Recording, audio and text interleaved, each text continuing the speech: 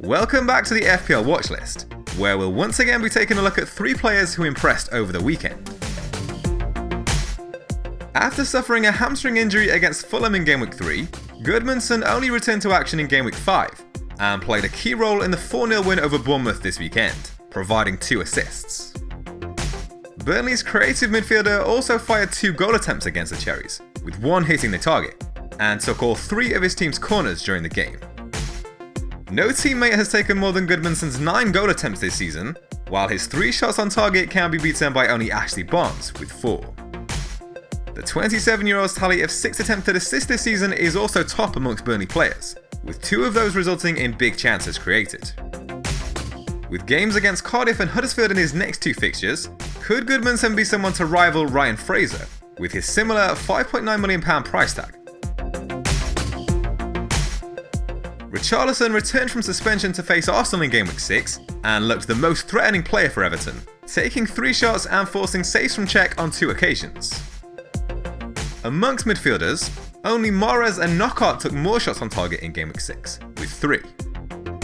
The Brazilian is averaging 1.3 shots on target per game this season, which ranks 6th best amongst midfielders, behind the likes of Sterling, Pogba and Mane, with Mo Salah top of the list on 1.7 per game.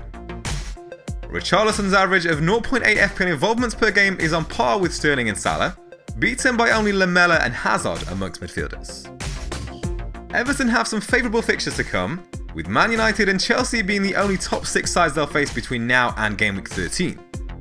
That run includes home fixtures against Fulham, Crystal Palace, Brighton and Cardiff. And finally today, we move on to Harry Kane, who found his 3rd goal of the season against Brighton in Gameweek 6, converting comfortably from the penalty spot. The England captain hasn't looked his best in the opening weeks of the season, having managed just 4 shots on target over his first 5 matches. But he equalled that tally in a single game against Brighton, taking more efforts on target than any other player in Gameweek 6, beating Vardy and Aguero with 3.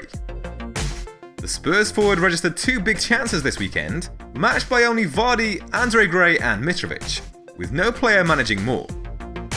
He looks to be finding his rhythm just before 2 of the most favourable fixtures on offer right now, with Pochettino's side travelling to Huddersfield next, before welcoming Cardiff to Wembley for Gameweek 8, where Kane looks to be the standout captain choice on paper.